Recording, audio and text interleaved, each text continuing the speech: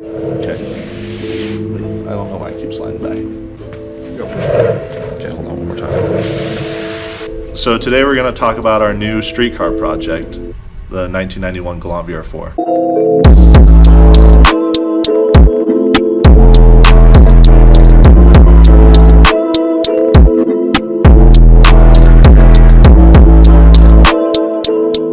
So a lot of people don't even know what a Galant Vr4 really is. So I guess I want to tell you guys a little bit about it. It's pretty much a four-door DSM. A lot of purists won't want you to call it a DSM, or they'll say it's not a DSM, because DSM stands for Diamond Star Motors. It was the company that made the Eagle Talent, Plymouth Laser, Mitsubishi Eclipse from 1990 to 1999. So they didn't technically make the Galant Vr4, but the reason that I would say it is a DSM is because it's the same motor, it's the same drivetrain, it's a lot of the same parts. Pretty much everything OEM from this engine-wise could go directly into this. Our goal with this car is to build a fun street car that we can take out on the weekends, race in some of the index cash days, which is like, time-specific, 12-second, 11-second, 10-second quarter mile stuff. A car that we can turn up if we need to, turn down if we need to, maybe do a little bit of grudge racing. Something that we can really just enjoy more so than the full-blown, race car, I guess. It's still technically a street car, but it's not really that drivable. It's not comfortable to be in. Like, we want to have speakers and a stereo, and it's something that we could take to a car meet and maybe find a race there. We bought this car out of Chicago. We actually sent one of the guys here at the shop, flew him out to check it out and everything, and pay the old owner, load it on a tow truck, and then he flew back. The car ended up showing up a couple days later. Found it on Facebook. We picked it up for $3,000, and it already had some stuff done to it. So it has 3000 GT brakes with a 5-lug conversion. Nice thing for it to already have. The biggest thing that's already done with this car is that it's automatic transmission swapped.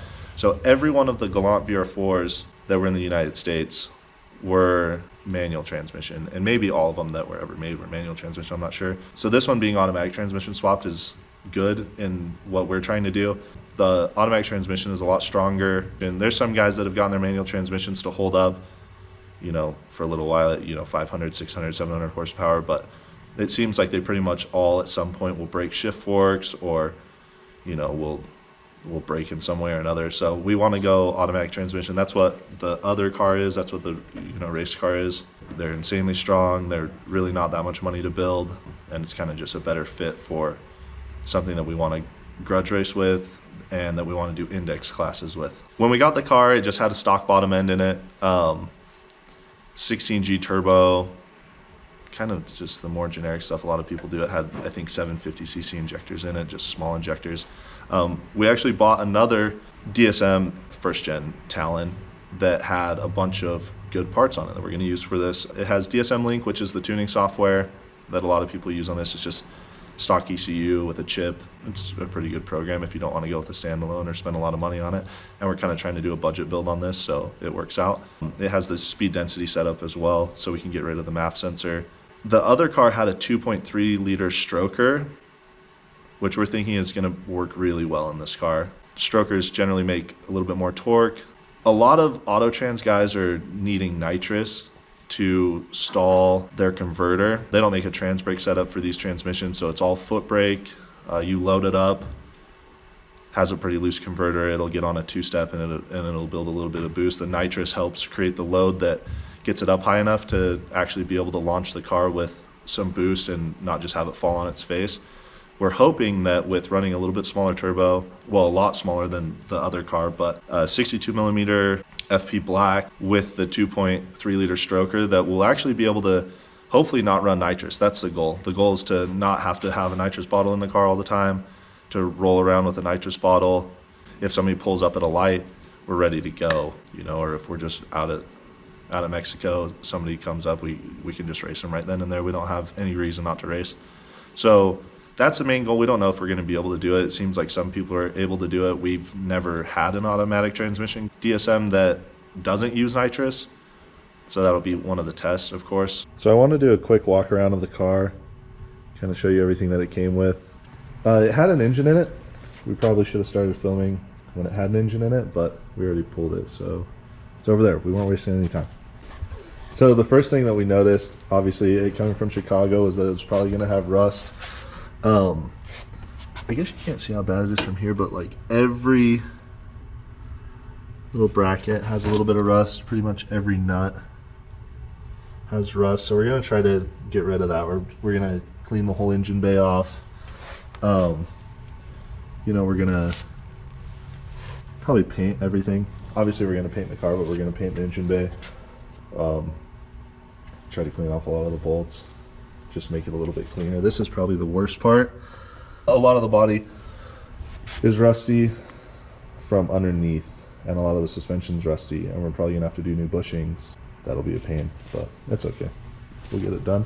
We're not gonna go tubular subframes. I think there's a couple people that make custom tubular subframes, but where we're trying to keep this on a budget, it's just not worth it to spend that kind of money. A lot of people that I guess do the like YouTube builds don't really go over how much everything costs, so we're kind of gonna do that. We're gonna let you guys know roughly what to expect when you're getting into a build like this, so you can kind of budget it if you ever wanted to do something like this. And we're pretty savvy with a lot of the stuff we buy. We buy a lot of parts used. Like I said, we bought the other DSM shell to use a lot of the parts off it, and sometimes that's even cheaper, right? We buy this other car that, you know, maybe has $6,000 or $7,000 worth of parts. We pay $4,000 for it. We can use a lot of that stuff, and then we can sell a lot of the parts that we're not using off of the old shell to recoup some of our money. And so that's what we're going to do with this. Yeah, we got a pretty good starting point for $3,000. A Galant Vr4 is obviously super rare. There's only 3,000 of them total ever brought to the US. This sticker says 2,000. This is number 974 out of 2,000. 2,000 of them were brought in 1991. 1,000 of them were brought in 1992. So 3,000 total. The 92s are a little bit more rare. Here's some of the stuff that the car came with when we got it. Obviously the sweet red RPF ones, 3000 GT brakes, and it's 5 lug. All the Galant VR4s actually came 4 lug, which was a pain to find cool wheels, and it's a lot easier having it 5x114. The stock Galant comes with a 3-bolt rear end. This one's already 4-bolt swapped, which is the stronger rear end, so we should be good to do some launches and not break the rear end. We're gonna get a new tire setup on this. Obviously the tires are completely junk. I'm thinking about doing R888s, R888s, whatever. Not because they're necessarily the best tire. I think they'll have the best traction and work the best, but they kind of have an aggressive look, and I think it'll be plenty good enough for how much power this is gonna make. So the main goal with the car, as far as like time-wise, horsepower-wise, is we probably want to make somewhere around 500 to 550 horsepower through the auto. That should make us, you know, maybe a high 10-second, low 11-second car on the street, which is good enough to beat a lot of people, especially around here. We're at a higher elevation, so cars generally go slower up here. Depending on your setup, a lot of people go, you know, maybe half a second to a full second slower up here in a quarter than they would at sea level. We want to do it on a budget too. We don't want to waste a ton of money. We are going to invest a little bit of money into the trans. We're doing the Liberty straight cut gears.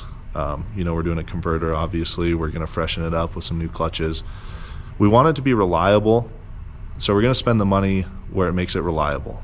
And a lot of other builds that we've noticed, you know, they don't really go over how much it costs and how much money you could lose by building a car.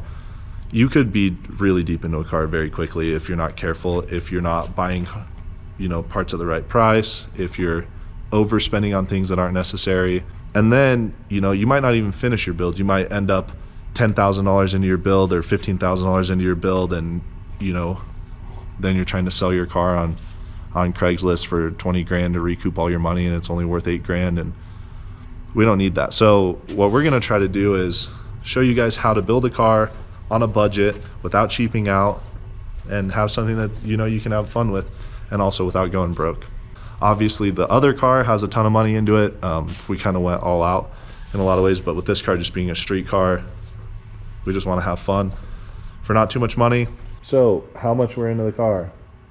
$3,000 for the car itself, roughly $400 in plane tickets, $600 in food and hotel, $850 into shipping, $4,500 into the parts car, which will recoup a lot of that. So it's going to seem like we are into this a lot of money currently, but we're going to get a lot of that money back. We still have the stock engine to sell out of this. We have the 16G to sell out of this. So we'll kind of go over all of that as well. And we'll keep a running tally as we go. What you doing, Richard? This is what working on cars actually looks like. 100%. Looking for your nuts. I'm actually so annoyed I lost that. Alan's always looking.